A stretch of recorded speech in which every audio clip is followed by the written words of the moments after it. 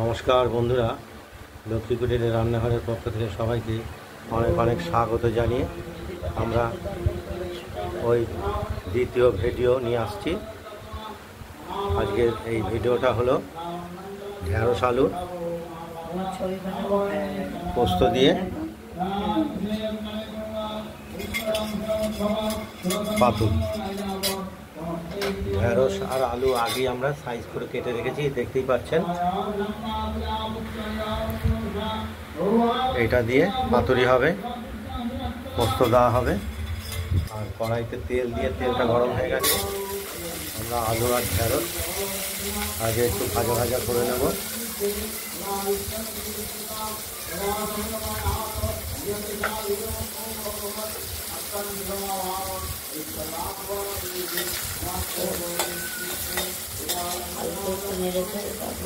আলুটা একটু নেড়ে ছেড়ে নেই,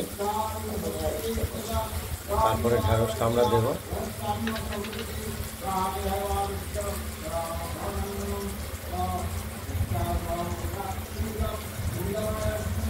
স্বাদ মতো নুন দিয়ে দিলাম।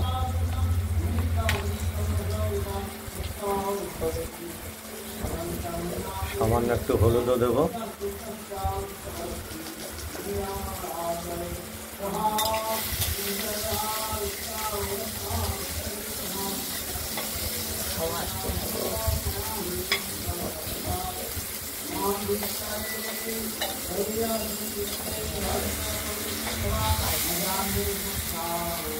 দেখতে থাকুন, এটা ভাজা হোক। ঢেঁড়সগুলো এবার দিয়ে দিয়েছি, দিয়ে একটু ভাজা ভাজা করব।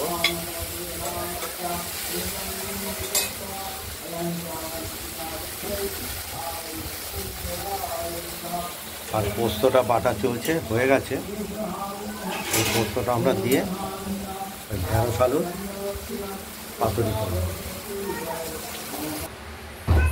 ঢেঁড়স আর আলুগুলোর মধ্যে জল দিয়ে দিয়েছি, এগুলো সেদ্ধ হচ্ছে।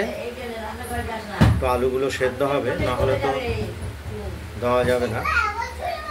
আর এই পোস্ত বাটাটা আমরা বাটিতে তুলে রেখেছি।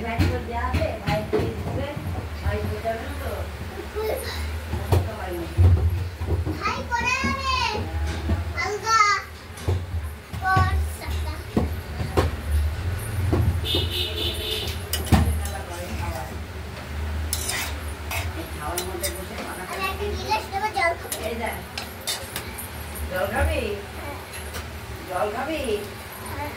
এই তো বোতল নিয়ে আয়। ওইটা ঠান্ডা হবে বোকা, তোকে দেখবে আবার ভাই যাবে তোকে। দেখতে থাকুন, ঢেঁড়স দিয়ে আলু দিয়ে আর পোস্ত দিয়ে পাতুরি।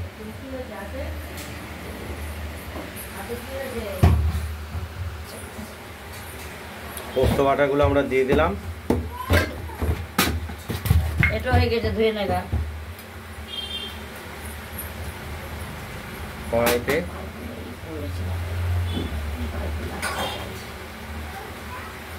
একটু আমরা স্বাদ মতো মিষ্টি ব্যবহার করব। দেখো মিষ্টি হয়েছে না, তাহলে মাখা মাখা হলে দিয়ে দিও। মাখাতে এখানে খুব বেশি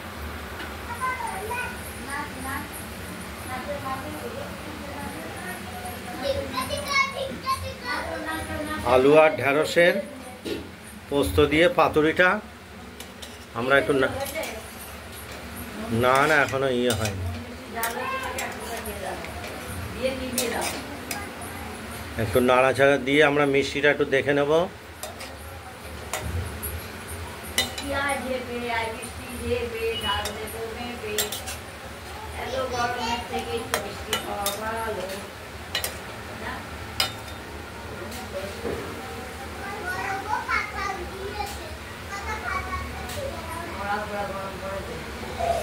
দেখতে পাচ্ছেন, এবার আমরা একটু দেখে নেব নুন মিষ্টিটা হয়েছে কিনা। একটু মিষ্টিও আমরা দিয়েছি এর মধ্যে। পোস্ত তরকারিটা রেডি হয়ে গেছে। ঢেঁড়স আলুর পোস্ত, ঢেঁড়স আলু আর পোস্ত দিয়ে পাতুরি। দেখতেই পাচ্ছেন, পাতুরি বা চচ্চড়ি।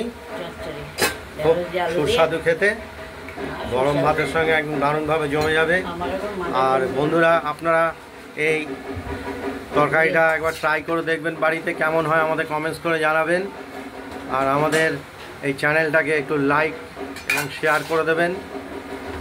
আর নিত্য নতুন রান্নার আপডেট দেখানোর জন্য একটু আমাদের চ্যানেলটাকে সাবস্ক্রাইব করে রাখবেন। আজ এই পর্যন্তই। সুস্থ থাকবেন, ভালো থাকবেন, টাটা বাই বাই। আজকের মতো ইয়ে করো, উপর জামা কাপড় আছে না, নিয়ে আসো।